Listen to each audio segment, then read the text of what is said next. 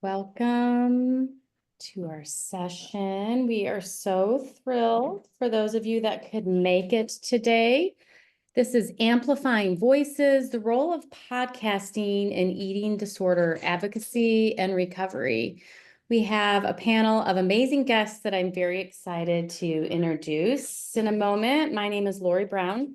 I'm a registered dietitian here at Within, and I have the privilege of not only being a dietitian, but then part of the time I am pretty involved in movement and leading some movement groups. I am a yoga instructor, and I also am a Pilates instructor, and that's something that's just really passionate, and I so appreciate that I can do in my role here. Today, we're going to be discussing and kind of exploring the power of storytelling and recovery. And our guests are going to talk about podcasts and how they can provide a sense of belonging and provide us with tips about creating a supportive space in this remote online world. So whether you're a podcast listener, someone in recovery, or a mental health professional, we are excited you're here and part of the conversation. So you can see our guest on screen today. We have Aaron Flores. He is a registered dietitian, nutritionist, and a certified body trust provider. Aaron received his Bachelor's of Science in Family Consumer Sciences in 2006 from California State University, Northridge. He works in private practice and also has a podcast, which he will be talking to us about. You will also see that we have Dawn Smith Theodore. She is a marriage and family therapist who treats individuals, adolescents, families, and couples. Dawn has a specialty in treating eating disorders and addictions. She is a former professional dancer and owned her own studio for 25 years. Dawn is also the author of the book Too Thin. Jessica Flint is here with us today. She's the founder of Recovery Warriors and CEO of True Warrior. Both platforms exist to educate, inspire, and empower people to make transformational changes in their lives. Forbes recognized Jessica in her work as a technology innovating mental health and has reached millions worldwide. She is a popular speaker and teacher in the area of self-compassion, resilience, and personal narratives. So welcome, everybody. We are excited to have you. What I would love to do to get started is just have each of you talk about what inspired you to actually start a podcast. How did you arrive here? And specifically, how has your personal journey influenced the content that you create? Aaron, would you get us started? Yeah, sure. Thanks for having me, and really excited to be talking about podcasting and my show. I came to podcasting a while ago with a colleague of mine, Glennis Oyston, and we had a podcast called Dietitians Unscripted for many years. Literally, it was a whim. We were like, hey, we like talking to each other. Let's start this thing a podcast, right? And see if anyone listens. And lo and behold, people did. And then, we stopped that one, and I took a few years off, and I realized, what I like about podcasting is I like to have conversations with people. Like at the basic level, I just like connecting with people around these topics. And so for me, podcasting was just sort of like a no-brainer of like, okay, I want to do another podcast. Like I really miss doing it. And what is going to be my take? And so I thought about just like how rare it is to hear dudes talk about body image issues or eating disorders. And so I knew I didn't want to interview professionals, right? I didn't want to have like conversation. I really wanted to have like a specific conversation with a person, a lay person, right, who's experiencing it. But that's pretty brave. So I was like, well, they'll be anonymous. Like, so everyone uses an alias. And these are just really open, raw conversations about what it's like for these men to live in their body. And some experience eating disorders, some don't.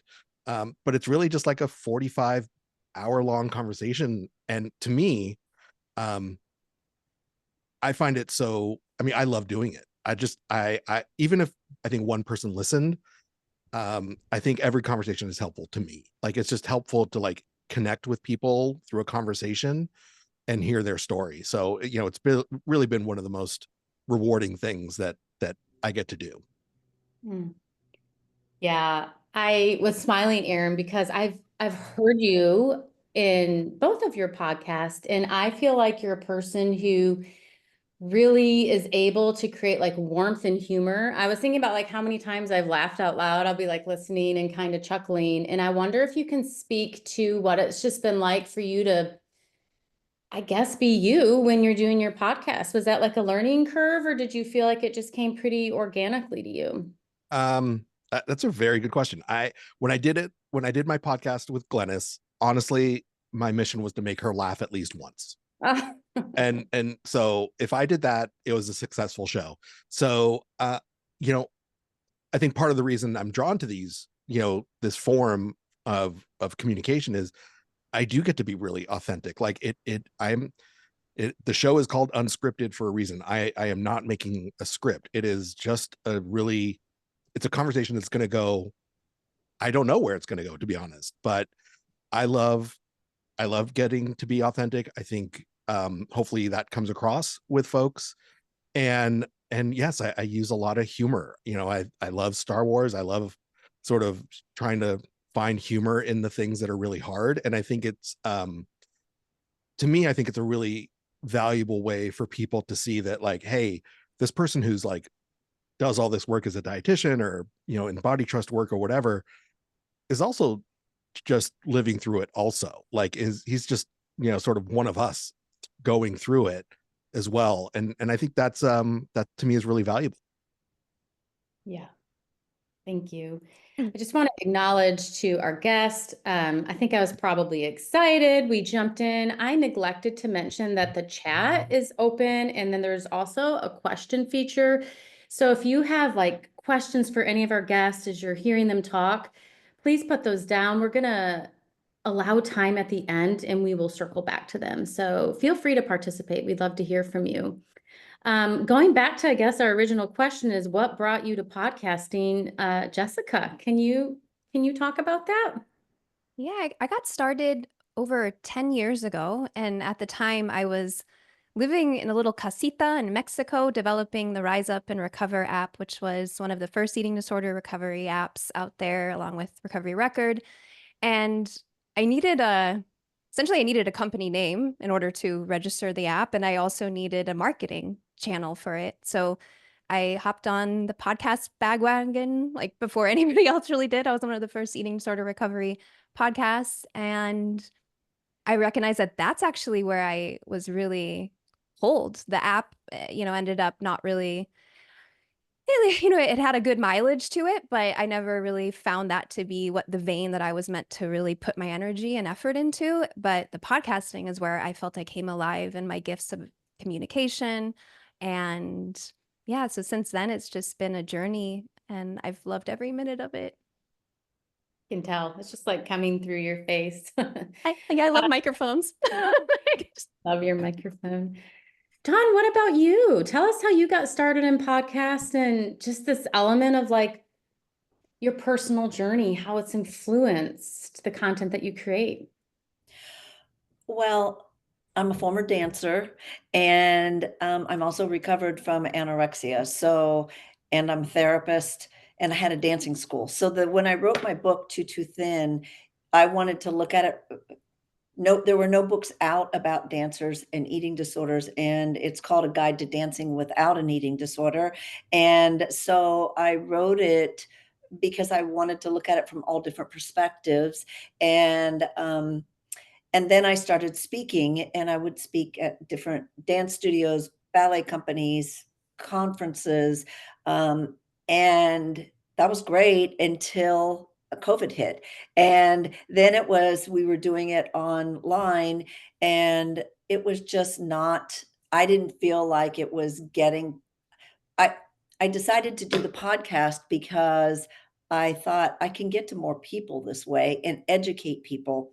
And when I first started the podcast, I thought, okay, well, I'm going to speak from my own experience. I have a lot of knowledge to give. But then I decided, oh, I'm going to bring in guests and bring in people that I think would really help other people going through. Specifically, my podcast is called Too Thin, like my book, but it is how to be a healthy dancer and athlete in mind, body, and spirit, because I work a lot with dancers and athletes. And when I worked for a treatment center, and I used to bring my clients to the dance studio, so I worked with dance and the therapy together. So when I started the podcast, I was just giving information, and then I decided to bring on guests, and it's been amazing. I love it because it's like I try to bring people from the eating disorder world, people from the dance world, and combine them to help people have just information that they might not get in any other way. And I find that I don't really think about. I mean, I have an idea of what I'm going to talk to people about, but I love interviewing people, and I love getting to know people. I mean, it's part of being a therapist. It's like getting to know people and their story. And so this is the same way, but I get, it goes out to people and hopefully helps other people. So that was kind of how I got started. I would have never thought I would have been somebody who had a podcast. So it came very unexpectedly. Yeah. There's definitely like an element of storytelling. I'm curious, Jessica, if you could address, like, from your perspective, what makes a podcast different than other mediums?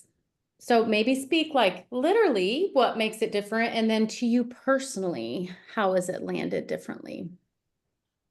I would say like a major differentiator from blogs, social media is how convenient it can fit into your life. So people are listening to podcasts while they're getting ready in the morning, while they're washing dishes, while they're commuting, literally while they're sleeping, like they need your voice to go to bed. And so it's this way that you're with them whenever they need you, whenever they want to press play, you're there for them. And a blog is harder to because you have to read it.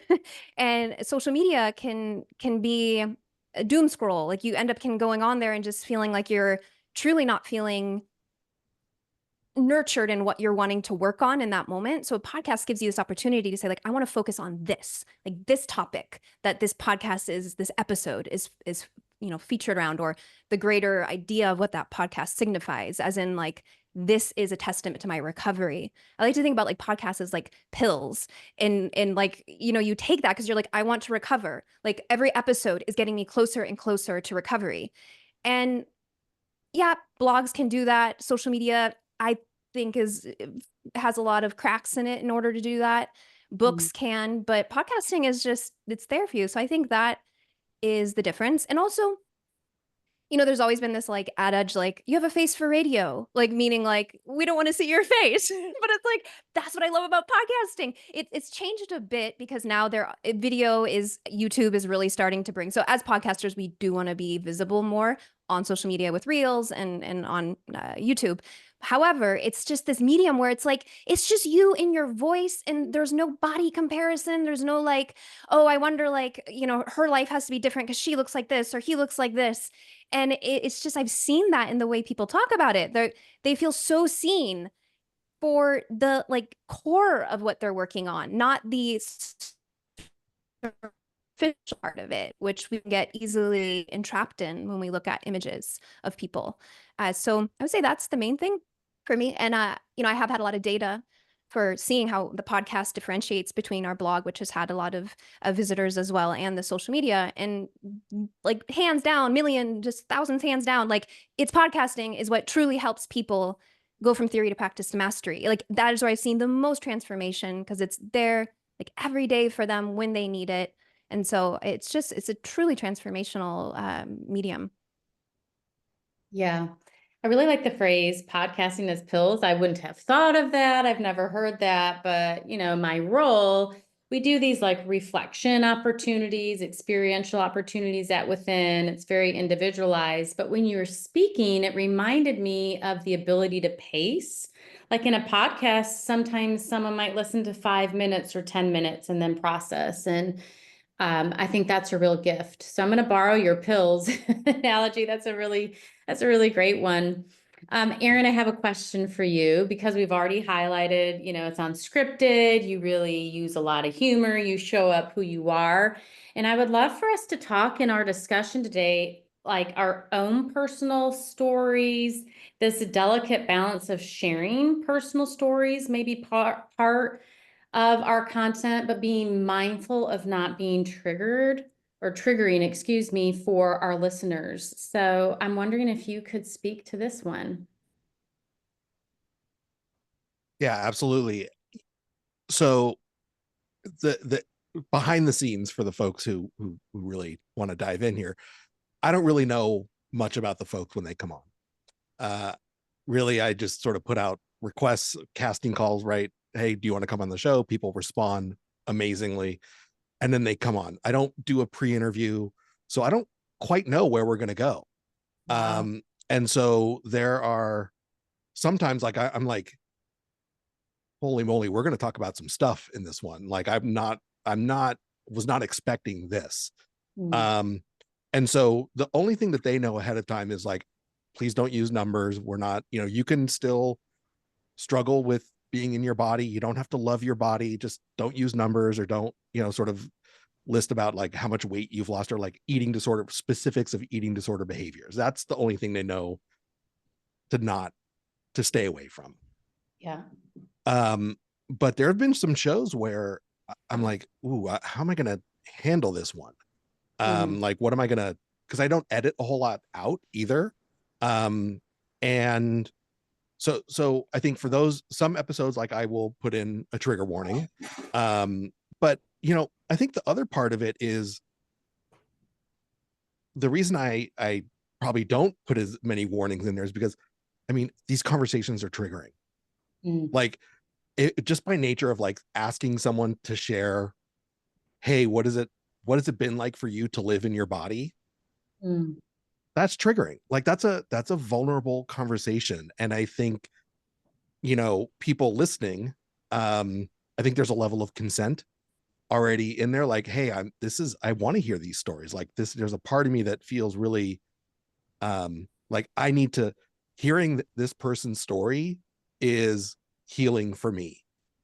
Like just knowing that there's one other person out there who can verbalize what's been going on in my head is incredibly helpful. And so, I think part of what I think the folks who probably listen to a fair amount of shows that I do, I think they know it's going to be a hard conversation. Like I think one of the things I try to do, why I try to bring so much like empathy to it, but also lightheartedness is, let's embrace that this is hard. Like recovery, working on body image, trying to like accept our body, like that's not easy. And I think embracing the idea that, hey, this is going to be hard, but we can also do it. And part of what is healing is just being witnessed in it, is, that's the thing. Yeah. I love the phrase being witnessed in it, and even thinking creatively here, how a podcast can bear witness, whether it's what we're saying or maybe a guest is saying. Dawn, I'd love to hear from you. You already disclosed part of your story is healing from eating disorder. How do you navigate this balance of sharing your personal story and being mindful of potentially triggering content on your podcast? I would say that I think about it in the same way that I think about when I talk to clients, because we are taught as therapists to think about, when we disclose, what is the reason that we're disclosing? Is it for us, or is it for the the client. And so, you know, I'm mindful of the fact that, you know, I want to share what I want to do. Look, I agree with Erin. Recovery is really hard, but I also want people to know that it's possible. And so I try to share the fact that, yeah, it's been a hard journey. And, you know, when I was sick with anorexia, there wasn't a whole lot of help out there. And so, and that there are so many more resources today, and that it is possible to get better. So I try to, I'm very mindful of what I say to people. It's interesting because I recently wrote a book. It's a memoir of after Too Thin. And one of my therapist friends asked me, well, what do you think will happen if people read it? And what I wanted to do was give hope and show that people can recover from an eating disorder and they can go on and live their life, not just survive. And so I think that's a really important piece of this. So that's what I would say. Yeah, thank you so much. I have a question that seems kind of fun to me, and I would love for you all to be able to respond if it feels comfortable to you. So I'm going to actually have Erin get us started. I'll read the question. You can start, Erin, and then we'll just keep the conversation going. So the question is, what are some of the most common misconceptions about eating disorders that you have personally encountered, and how do you address them in an episode on your podcast, or maybe episodes? I mean, I think that's the whole show, is that men don't have eating disorders. And so I think that's the misconception. I think also that someone in a larger body isn't going to experience an eating disorder. So I think those are, you know, things that come up all the time that, you know, and I think, you know, when people ask me about my story, sort of connecting to what the last question was, like, listen, no one would have thought I was struggling with anything, whether it was a diagnosable eating disorder or not, because of my body size and my gender. No one cared. I actually got, you know, a lot of praise for it. So, you know, I think being able to, the whole show is about, like, the people who experience eating disorder, like, we need to blow out of the water the idea of who gets an eating disorder, who experiences eating disorders. Yeah. And so the whole purpose of the show is to say, like, it's way more common than we think. Like, you know, someone who is living with an eating disorder, you know, someone who is struggling with body image. Like, when you know, in your fantasy football league, there is another person in that league who is struggling. You just don't know it. And so what if we, instead of breaking down this idea around masculinity, that, like, hey, these aren't things I talk about, or these aren't going to be the things that I'm going to even consider that I deal with, right? Is like, it breaks down the idea, like, you know what, like, maybe I can talk to someone about this. Like, maybe I can try to challenge these norms that have really done harm, and challenge them in a way to say, like, you know what, I probably could talk to more folks about this, and I need to work on finding who those folks would be. Mm. How would you answer that question, Jessica? I'd say a big one is that it's more than the food. And the show that, you know, I think it goes much deeper. The food obviously is a big issue, and that's what people want to solve, and that's their pain point, that they're going, like, my food, my body image. But the way I handled the show for the most part is that, you know, I'm someone who had a lot of childhood trauma. And so the manifestation of my eating disorder was more rooted in that as a coping mechanism. And so I love to touch more on, like, the feelings of supreme shame and unworthiness that can lead someone to act out as food, as a substance to either, you know, indulge in or restrict from. So for me, it's more like it's so much deeper. It's so much deeper, and that, yeah, than just the food and body. And so I love to go deep. Yeah. Dawn, do you have anything that comes to mind if you think about common misconceptions? I'm imagining in your kind of niche of dance and sports, any misconceptions that you feel like you've been addressing on your podcast? I think, well, one is that eating disorders come in all shapes and sizes, and that people believe that, oh, like, and specifically with dancers or athletes, it's, oh, well, they're of a normal, whatever that is, body size, so they must be okay, and that's not really true. So I really talk about that.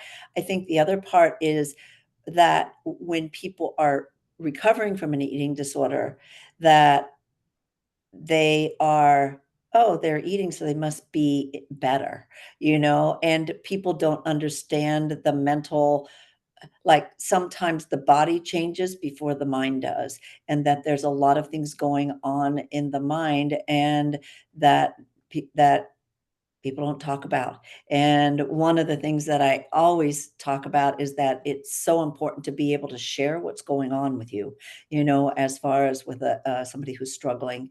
Um, so, I think that's really important. And then I always say that eating disorders are disorders of communication. And if somebody has an eating disorder and they come in all shapes and sizes, but it's like they're waving the red flag that something's not right in my life. A little bit what like Jessica was talking about. There's something else going on. It's not really about the food, but there's something going on that needs help.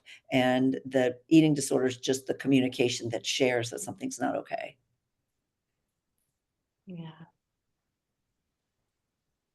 I really appreciate that perspective. Actually, from all of you, thank you. I'm really enjoying how there's some themes here that we can hear where we've talked about storytelling, about being vulnerable, about being authentic, and how your stories have informed your podcast. And it's also beautiful to see how each of your podcasts really are different. If someone were to come to you, I guess, looking for advice or wanting support about how to get started on a podcast or a platform, what would you say to them? Like, what advice would you have? I'll have you go first, Dawn. I would say, do your research on what you want to do the podcast on and go for it. Because I think that, it is a place where, I think Jessica talked about it. It's a medium where it can really help people right in the moment. And so I would say to people, like, actually research how to do it and try to help somebody with how to do it. Everybody's different and how they do their podcast, but find the information you want to talk about and really start the process and just go for it, because it can be really helpful to other people. How would you answer that, Jessica? What advice would you offer?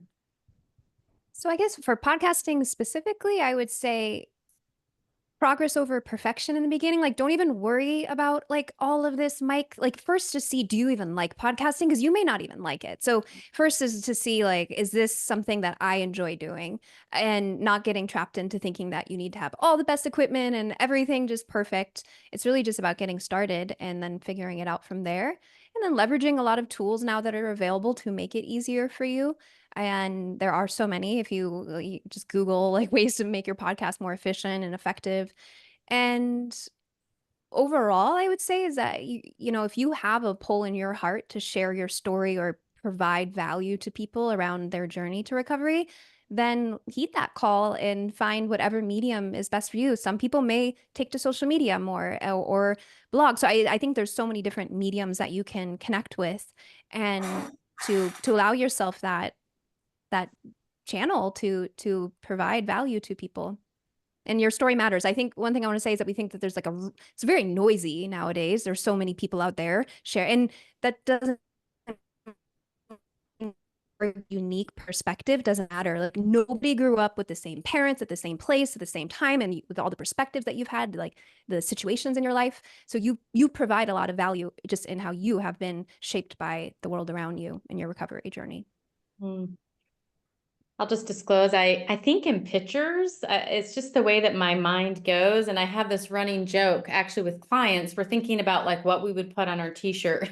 So when I heard you, Jessica, say that, I think I'd say your story matters. That is such a hopeful phrase. So thank you.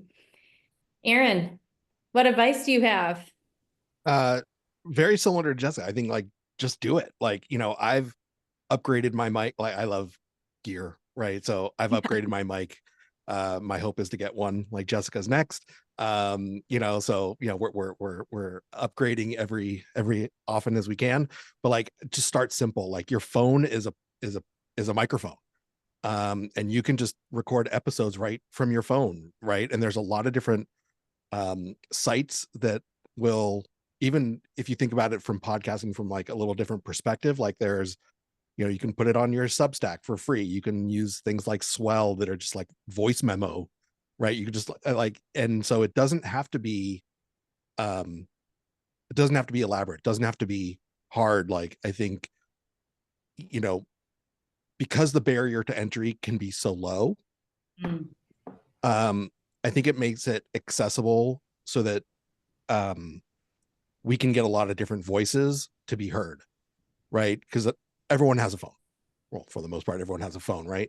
But like with that, right? Like there's your podcast tool, right? And it's, even if you don't edit it, even if you don't put any, things on the front or end, but like here's your podcast, and like publish a voice memo, publish, your thoughts or an interview with someone. Like I think what's unfortunate in so many other forms of media, right? And I think this is why things like social media have taken off, is like we can the barrier to entry is so low that so many different voices can easily enter the field and share their stories. And I think, if you're interested in it, just go for C-level work, right? Just, it doesn't have to be perfect, just do it. And people will listen, and even if it's just one person, someone's listening, and it grows, over time, but that one person is going to benefit.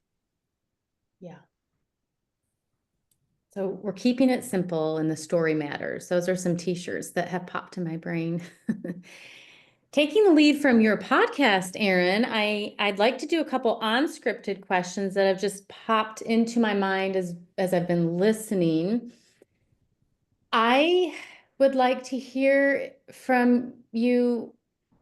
Does an episode stand out in your mind as you reflect about your journey as being a podcast host? Do you have one that you're like, oh yeah, that one is gonna be with me forever? Can you speak to that, Jessica? Oof. Okay, I have this idea actually. It's called Then and Now. I don't know if you can see this, but it's like, oh, what's that? Second, I just accidentally. Okay, sorry. Then and Now. So what I did is I took my journal entries and it took me 40 hours to produce one episode, but it was a narrative where I took music and I laced together my journal entries and then the music that kind of went along with the alchemy of like what was happening. And then I took other thought leaders, coaches, or like therapists who were sharing what that person was going through, me being the subject in that moment in time, and kind of coaching them through it. And then I did the next journal entry to kind of like anchor into them incorporating in. So it's almost like you see your therapist tells you, hey, set a boundary. And then the next journal entry is like, I set a boundary. Like, this is what happened. And then you get the coaching again. And it was super well received by my audience. And I've never had that wide of a reception around, because they're like, whoa, I could just feel into your heart and the transformation around it. So that's something I'm looking to kind of move into in the future with Then and Now. Yeah. But a little bit, it's down the line, but that's something I really believe in. How about you, Dawn? Is there a particular podcast that is really etched in your mind? Well, it's one of my first ones, I think, and it was because it's a subject that I think is near and dear to my heart, because I feel like so many people struggle with it. And Erin kind of spoke to it. It was on perfectionism. And, with dancers, they're always striving to be perfect, and there is no such thing. And so really recognizing that there's a line where perfectionism becomes a problem. And so I was specifically speaking to dancers and athletes, but I think across the board, where people feel like they have to be perfect, and there is no such thing. We're human. And so that's to me, that's a really important one. and it wasn't an interview, it was me talking about it and my own personal experience in it, but it means a lot to me. Yeah. So it set the stage, huh, for maybe your other episodes. Yes. Erin, how would you answer that? Okay, it's a hard question because I know the real names of these folks and I forget the aliases. So I get confused with which episode is what. I'm not gonna lie.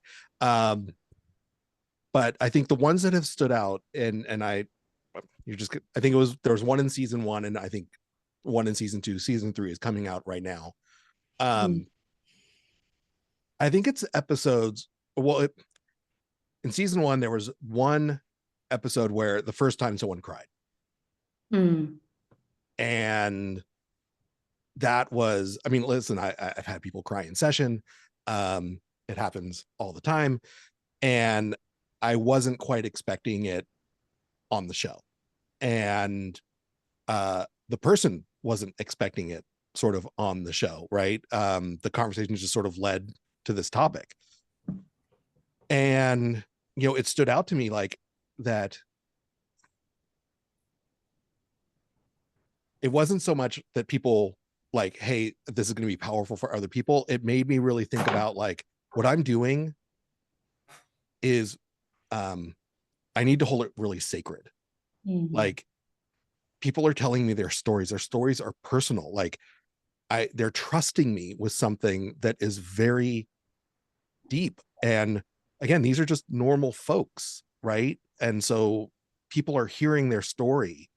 And for me, it just sort of struck that like I better yes, I want to bring some humor when possible. I want to sort of be, you know, authentic, but also like I I need to really honor what these people are doing. Like it is not a simple thing. It is a incredibly brave act to share their story the way they're doing. And you know, they're putting a lot of trust in me, and it sort of hit me with a lot of gravity, right? That this is different than other podcasts that I think might be going on out there. Like this is really vulnerable. Yeah. The idea of those of us who are clinicians, really allies, people that are joining forces about eating disorder awareness and healing, there is a level of somber and sacred to it. And I appreciate you naming that. That's so true. So I just want to remind the audience, if you have questions for our guest, please pop them into the chat. We have a couple more minutes left, right about 10 minutes before we'll be wrapping up. And so this would be a great time to put those in. Then I will ask on your behalf to our panelists. So as we're wrapping up, I was thinking, you know, like I've been on a podcast a couple of times and it was a really fun, unique learning experience for me. What I think I enjoyed about it was the human connection, right? You just sort of you're talking. So I think my question for you all to ponder for a moment is, what seat are you most comfortable in? Or maybe it's equal, but like being the podcast host or being interviewed and answering the questions, whether on a podcast or even a format like this. Erin. Yeah, it's a good question. I like hosting. Like I think there's I think when I'm being interviewed, I want to come up with the right answer. I want to sound eloquent. I want to like, you know, like here, right? I want to make sure I'm providing some useful information, not dragging on, right? And being a host is like, I get to ask a couple questions and I get to listen. And I think that there's obviously there's some pressure there, but I think I like hosting right now. That's not to say if you invite me on a podcast, I will gladly come on and talk, but I think I like hosting right now. Yeah. Jessica?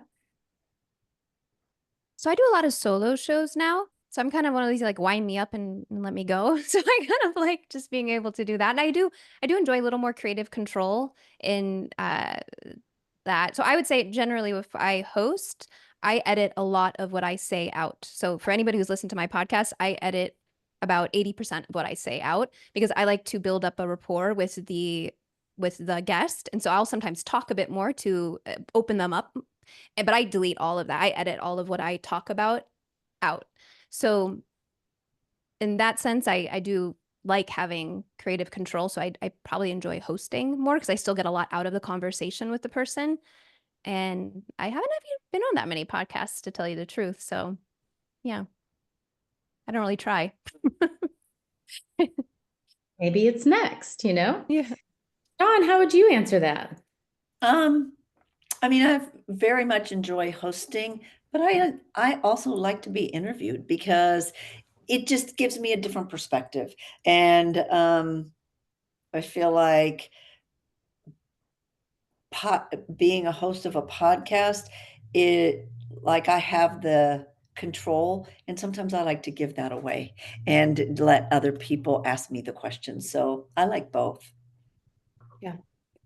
So we did get a question. I think that you spoke to this, but maybe we can be a little bit more specific because we were talking about like overarching themes about an episode that really stands out in your mind. The question is, do you have a favorite episode and why? I'm gonna just let you guys think, and then Dawn.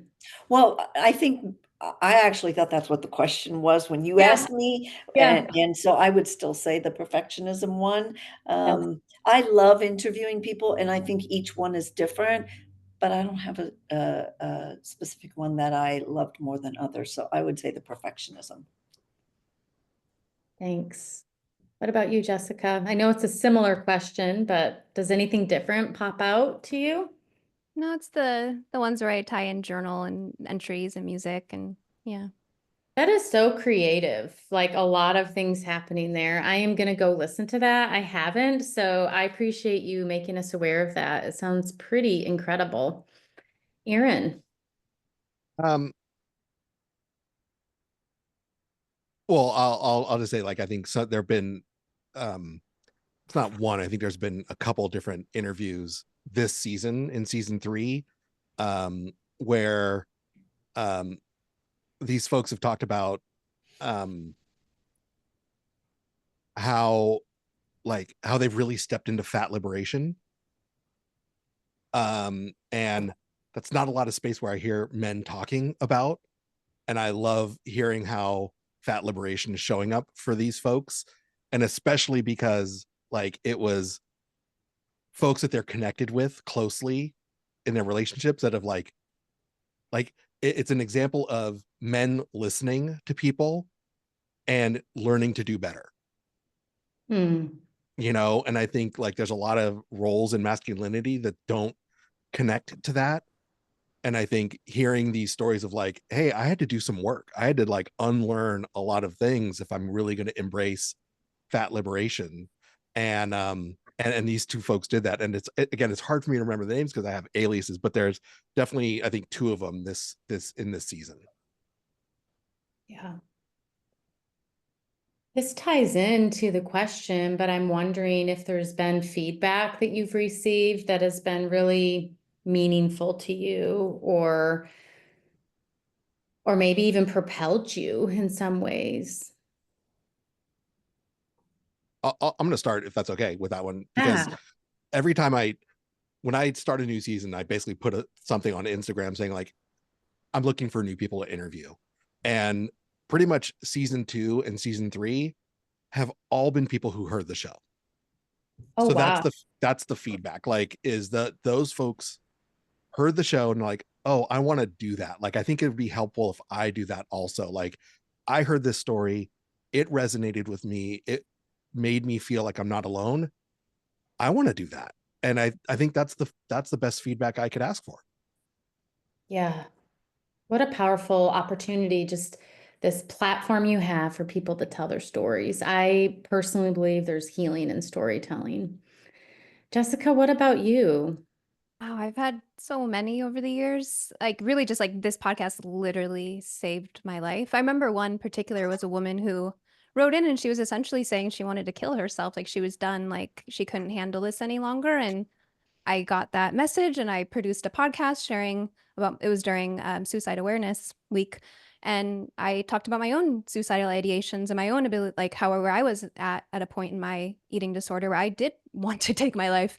And I shared about that. And she didn't take her life and she ended up going into this whole path and now is recovered and is married and has a child and is completely went from rock bottom to there. And the podcast, that episode that I produced was actually like so important to her. And that's why it's like your story matters. I think we never know where we're reaching someone and like the depths of their darkness and like how heavy it's for it to hold it all in themselves. And when we can talk about our story as this is what happened then and this is where I'm at now, we give them the ability to see that there's a bridge that you can cross over. And this podcast can be one of the bricks that can help you, get there. It's beautiful. So much hope. Dawn, did you have a story about feedback that you Ye- can Yeah, recall?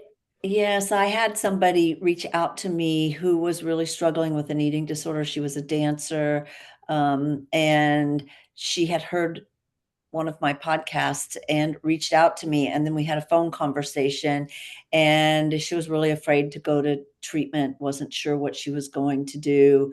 And through our conversation, she ended up going to treatment. And so, like, to me, that's the goal, is to help someone, whatever it is, whether it's getting into treatment, finding a therapist, finding the right place that they need to go.